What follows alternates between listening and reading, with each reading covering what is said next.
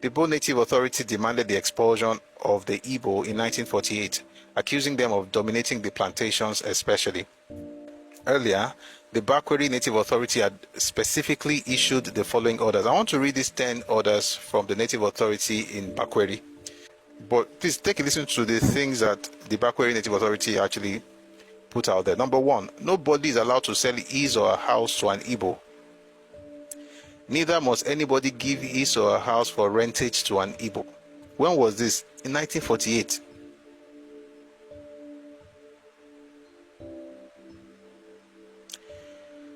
I'll take it again. By the way, I checked different journals to be sure that this is correct, and guess what? It is correct. They did. And then I will now tell you from those journals what made them do this. And then you now judge for yourself if those people were right or wrong. I'm not even going to tell you they were right or wrong, at least for now. So it says, these were the orders specifically given by the Bakweri Native Authority. Number 1, nobody is allowed to sell his or her house to an Igbo. Neither must anybody give his or her house for rentage to an Igbo. No farmland must be sold to an Igbo or rented to an Igbo. Number 2 is no farmland should be sold to an Igbo or rented to an Igbo. Number 3, nobody must allow an Igbo to enter any native farm or forest for finding sticks, for building, or for any other purpose. Number 4, house or farm already sold to any Igbo man shall be purchased by the native authority, who will afterwards resell same to some suitable person. Number 5, nobody shall trade with Ibos for anything of value or not. Number 6, all landlords must ask the Igbo tenants to quit before 15 March 1948. Number 7, no Cameroon woman is allowed to communicate with the Ibos in any form. Number 8, anybody disobeying those rules shall be liable to a fine of £5 or 5 months imprisonment. Number 9, any Igbo native disobeying rule number 3, which is that nobody should allow an Igbo to enter any native farm. Any Igbo native disobeying rule number 3 above will be liable to prosecuting in the native court. Number 10, all Igbo government officials are exempted from rule 5, which is that you have to trade with them. These were the 10 rules that they gave. We'll come back to those rules later. So the Igbo professor continues. It is believed that Chief Manga Williams and Dr. Ndeli, 2 parliamentarians in the Eastern House of Assembly, were behind these anti-Igbo laws. By the way, those 2 people he mentioned were also in Enugu, representing their own part of the Eastern region, but they saw when in the hands of our brothers. Let me use that word. We have seen similar sentiments directed against the Igbo in Nigeria in colonial and post-colonial times. Since Igbo began their endless adventure outside Igbo hearth and heartland, it is also to say that quit notices against Idin Bayi did not start today. Hate speech and hate literature did not start with Nigerians. As we write, English-speaking Cameroonians, Southern Cameroon is directing its angst against Yaoundé and the minders of power in their capital. The same Cameroonians are also terrorizing Bakashians. They were in hearty collaboration with Nigerians during the Civil War. After demonizing the Igbo and seceding from Nigeria to join their supposed kith and kin in French ruled Cameroons in 1960, the battle cry has changed. Then it goes on to say, contextually, it is all about the quest. I'm jumping some paragraphs just in case you have the journal. I'm jumping some paragraphs because of time. Contextually, it is all about the quest for self-apprehension. I am, however, interested as a social historian. This is a historian. Historian is Sonu. In what our people can learn from our sublime encounters with history, whose outcome need not be quixotic or Sisyphean. A laundry list of anti-Igbo prescriptions such as the above should provoke deep reflection, especially in the context of our recent experiences from our countrymen in the northern and western parts of the country, which reveal a deep-rooted resentment against Ndibayi. In other words, he's saying that everything that's happening, this list that you are reading, it should provoke you. I mean, what is happening in the west and in the north, how people, the recent experiences in the north and west of Nigeria, and what it shows should make you have deep reflection. But what are you supposed to get from the deep reflection? One thing, it reveals a deep-rooted resentment against Igbo. all of these things is not my fault though. They just hate me. They have resentment towards me. Why? Because I'm blessed.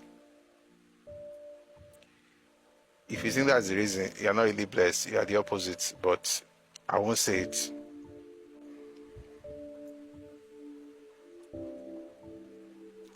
A laundry list of anti-Igbo prescriptions such as the above should provoke deep reflection on our part, especially in the context of our recent experiences from our countrymen in the northern and western parts of the country, which reveal a deep-rooted resentment against the Ndibanyi, or Idimbanyi, that's how they pronounce it in their place. Certainly, there's an Igbo complex, just as there is the Igbo question in Nigeria. Both need resolution, said the Honorable Nnamdi Azikiwe in 1949 while addressing Igbo in Aba. It would appear that God has specifically created the Igbo people to suffer persecution. This was when they switched it. I will tell you what they said, but let me read what he said, Azikiwe said. It would appear that God has specifically created the Igbo people to suffer persecution and bear victimization because of their resolve to live. Since suffering is the label of our tribe, we can afford to be sacrificed for the ultimate redemption of the children of Africa. That's not what was said. Let me tell you something. There's something to read though. 1949, Zik made a statement. After making that statement in Aba, in September, he then published that statement in his own newspaper. Igbo so-called intelligentsia, I don't know what to call them, they then decided to change what Zik said. I'll tell you what Zik said, then I'll tell you what, in fact, let me tell you what he says Zik said, because if you go online to look for Zik's speech in 1949, I can assure you this is what you're going to find there. But if there's any way you can find any book that quoted what Zik said, or find the original September 9, I think it's September 9 or September 8, 1949 West African pilot, you will see exactly what he said. I'm going to read what he says Zik said, which is a lie, then I'll now tell you what Zik actually said. It would appear that God has specifically created the Igbo people to suffer persecution and bear victimization because of their resolve to live. Since suffering is the label of our tribe, we can afford to be sacrificed for the ultimate redemption of the children of Africa. That's not what Zik said. This is what Zik said. He said, it would appear that the God of Africa has specially created the Igbo nation to lead the children of Africa from the bondage of the ages. That's what Zik said. If you check online right now, what I just said, he said, you will not find it. You know, somebody was arguing with me on Twitter one day, and the person mistakenly asked Grok. Grok then recreated the one from West African pilot. And the reason I didn't tell the person the source is that if I tell you the source, you say, I don't believe. You find it in Awo, his own autobiography. That was published in 1960, and Zik was very much alive. Zik did not die until 36 years later. So Zik was around when they published that thing. It's also inside the Anthony Nauro's speech of 1968. 12th August 1968 at Addis Ababa. If you go online today, and I have the one online and I have the real one, they have changed it. And they now publish that thing in different blogs all over the place. So whenever you search for Zik's speech, the point you are going to see is that they are victims. God has created them specifically to be victims. Therefore, they don't mind becoming to be sacrificed for the ultimate redemption of the children of Africa. In other words, they are the Messiah, they are the saved, they are the tribe that need to be sacrificed for all of us to be saved. But that's not what Zik said. Zik was creating an Aryan race mindset in the minds and hearts of the Igbo in 1949. It would appear that the God of Africa especially, this should appear, I'm taking from this one, that the God of Africa especially created the Igbo nation to liberate the children of Africa from the bondage of the ages. In other words, it's the same speech where he said that they have conquered over the years. Read the script. Every other thing inside that speech, you'll find it online. Everything inside that speech was left intact.